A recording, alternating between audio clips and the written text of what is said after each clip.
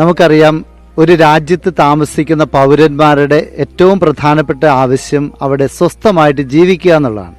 നമുക്ക് സ്വസ്ഥതയും സമാധാനവും ഇല്ലെങ്കിൽ എത്ര രാജകൊട്ടാരത്തിൽ കഴിഞ്ഞാലും നമുക്ക് സന്തോഷം ഉണ്ടാകുകയില്ല. നമ്മൾ ചെറ്റക്കുടിലുകളിലായിരുന്ന ഒരു കാലഘട്ടം ഉണ്ടായിരുന്നു ഈ നാട്ടിൽ. ആ കുടിലിൽ കിടന്ന അവസ്ഥയിൽ നിന്ന് കഷ്ടപ്പെട്ട് പണിയെടുത്ത് നമ്മൾ ഇന്ന് സമ്പാദിച്ച ഈ കാര്യങ്ങളൊക്കെ ഒരു ദിവസം രാവിലെ നമ്മളുടേതല്ല എന്ന് പറയുമ്പോൾ നമുക്കുണ്ടാകുന്ന അസ്വസ്ഥത എത്ര വലുതാണെന്ന് എനിക്ക് മനസ്സിലാക്കാൻ സാധിക്കും. കാരണം ഒരു പ്രദേശത്ത് നിന്ന് കുടിയിറക്കപ്പെട്ട ഒരു ആൾക്കൂട്ടത്തിൽപ്പെട്ട ഒരാളാണ് ഞാനും. അതുകൊണ്ട് എനിക്ക് എൻ്റെ അപ്പൻ പറഞ്ഞ് ഈ കാര്യങ്ങളൊക്കെ അറിയാം. പ്രിയപ്പെട്ടവരെ, നിങ്ങൾ ആരും ഒരുത്തരും തനിച്ചല്ല. ഈ കേരളീയ സമൂഹം മുഴുവൻ നിങ്ങളുടെ കൂടെയുണ്ട്. പ്രത്യേകിച്ച് കത്തോലിക്ക കോൺഗ്രസ് എന്ന സമുദായ സംഘടന നിങ്ങൾക്ക് പൂർണ്ണമായ പിന്തുണ ബഹുമാനപ്പെട്ട രാജീവ് സാറിലൂടെ ഇപ്പോൾ അറിയിച്ചു കഴിഞ്ഞു.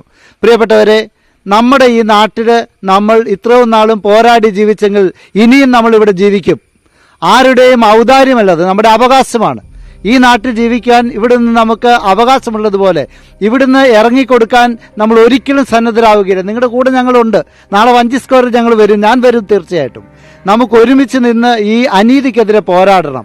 പ്രിയപ്പെട്ടവരെ, നമ്മൾ വോട്ട് കൊടുത്ത് ജയിപ്പിച്ച നമ്മുടെ ജനപ്രതിനിധികൾ ഈ പ്രതിസന്ധി ഘട്ടത്തിൽ നമ്മുടെ കൂടെ ഉണ്ടോ ഇല്ലയോ എന്ന് നമ്മൾ ചിന്തിക്കണം.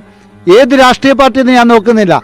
ഏത് പാർട്ടിയിൽപ്പെട്ടവരാണേലും ഒരു പ്രശ്നം വരുമ്പോൾ അവിടെ ജനങ്ങളോട് കൂടെ ഉണ്ടോ ഇല്ലയോ എന്ന് ജനങ്ങൾ തിരിച്ചറിയണം. നമുക്ക് വേണ്ടി സംസാരിക്കുന്ന ആളുകളെ മതി നമുക്ക്. അല്ലാത്തവരെ നമ്മൾ തള്ളിക്കളയുമെന്ന് ധൈര്യപൂർവ്വം നമ്മൾ ഉറക്കെ പ്രഖ്യാപിക്കണം. പ്രിയപ്പെട്ടവരെ, ഞങ്ങൾ ഇന്ന് വന്ന സമയത്ത് ബഹുമാനപ്പെട്ട ജോർജ് കുര്യൻ സാർ കേന്ദ്രമന്ത്രി വിളിച്ച് കാര്യങ്ങൾ ചോദിച്ചു. ഞാൻ പറഞ്ഞു, സാറേ ഞാൻ മുനമ്പത്തേക്ക് പോവുകയാണ്. അദ്ദേഹം പറഞ്ഞു, അച്ഛാ ഞങ്ങൾ കൂട്ടത്തിലുണ്ട്, എന്ത് സഹായം ഞങ്ങൾ ചെയ്തു തരാം, കേന്ദ്ര ഗവൺമെന്റിന്റെ ഭാഗത്തു നിന്ന് ഏത് സഹകരണം വേണമെങ്കിലും ഞങ്ങൾ നേടിയെടുത്തു തരാമെന്ന് അദ്ദേഹം പറഞ്ഞു. പ്രിയപ്പെട്ടവരെ, സംസ്ഥാന സർക്കാരിനോട് എനിക്ക് പറയുവാനുള്ളത്, ഈ പ്രദേശത്തെ ആളുകളുടെ ബുദ്ധിമുട്ട് മനസ്സിലാക്കി ജാതി മത രാഷ്ട്രീയ വ്യത്യാസമില്ലാതെ ഇവിടെ നിവസിക്കുന്ന ആളുകൾക്ക് സുരക്ഷിതമായി ഇവിടെ ജീവിക്കുവാൻ, പ്രാണഭയമില്ലാതെ ഇവിടെ ജീവിക്കുവാൻ, അസ്വസ്ഥതയില്ലാതെ ജീവിക്കുവാൻ, സമാധാനപൂർവ്വം ജീവിക്കുവാനുള്ളൊരു അവസരം കേരള സർക്കാർ ഉണ്ടാക്കി കൊടുക്കണമെന്നാണ് ഞങ്ങൾക്ക് പറയാനുള്ളത്. ഇവരുടെ സ്വത്തിന് ഏത് കൊള്ള രാഷ്ട്രീയക്കാർ വന്നാലും വിട്ടുകൊടുക്കുകയില്ലെന്ന് ഞങ്ങൾ ഒരുമിച്ച് നിന്ന് അവരോട് ചേർന്ന് പറയാൻ ആഗ്രഹിക്കുകയാണ്.